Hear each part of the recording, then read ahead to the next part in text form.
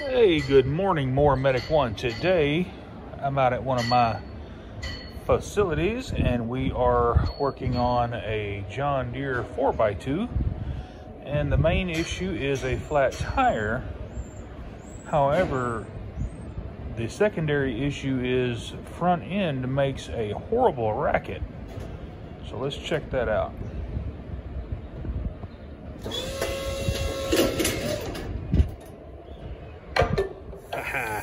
That's my favorite kind of flat repair right there. You air it up and you can hear it coming out.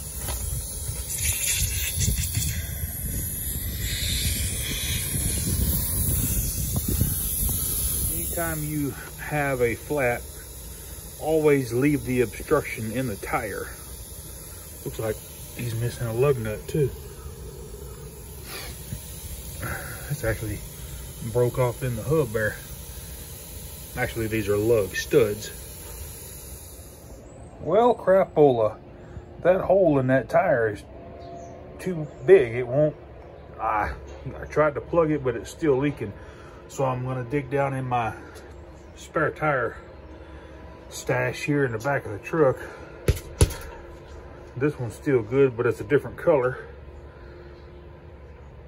Since this is one of our fleet vehicles, it doesn't matter what color it is.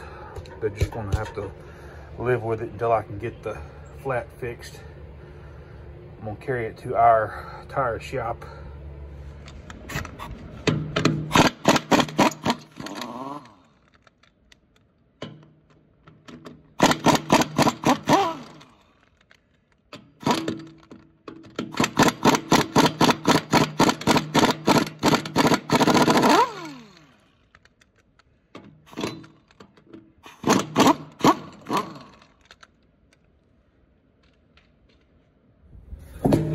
This replacement wheel is actually off of a LESCO. I don't know if LESCO and John Deere are in bed with each other, but the John Deere Gator and the LESCO machines look pretty dead gum close.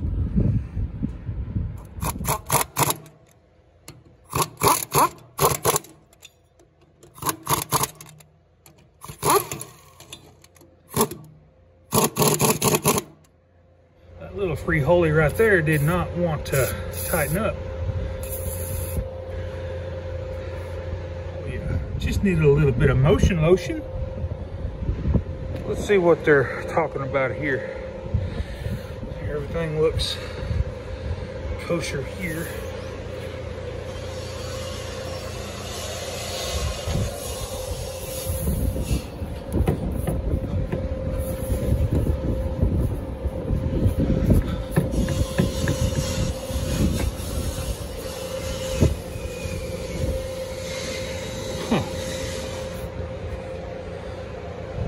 Let the pressure off the rear end of this.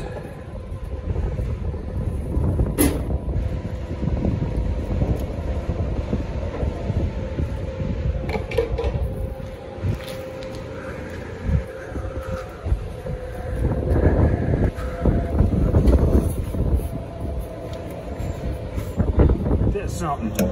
That shock bushing is just completely gone. Let me show you how I fixed this, because you can't, from John Deere, just buy the bushings. You have to buy the whole shock and spring assembly. Go ahead and loosen off your shock there, mount bolt.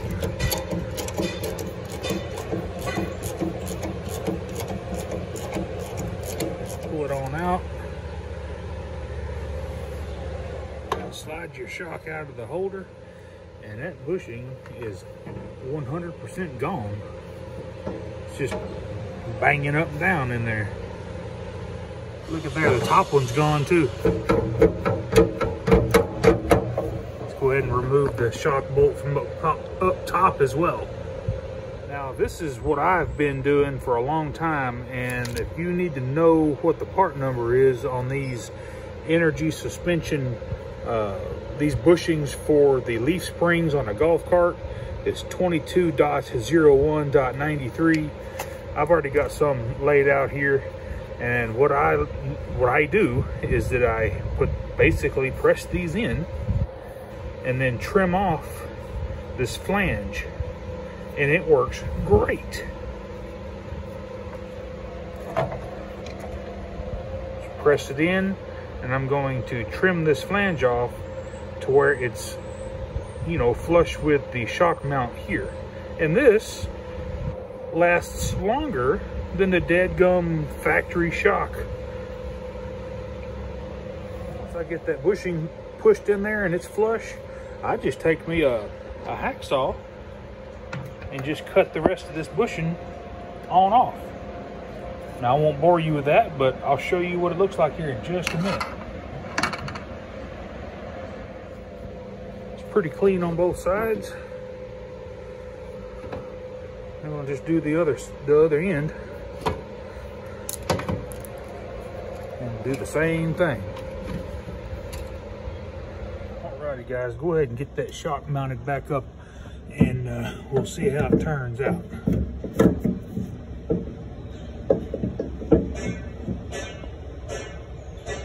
Now, is this a permanent fix?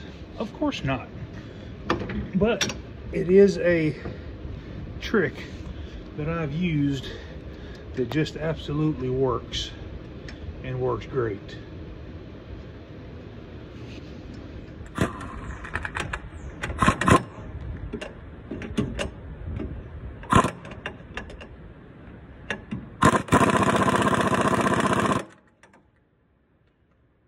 Good to go.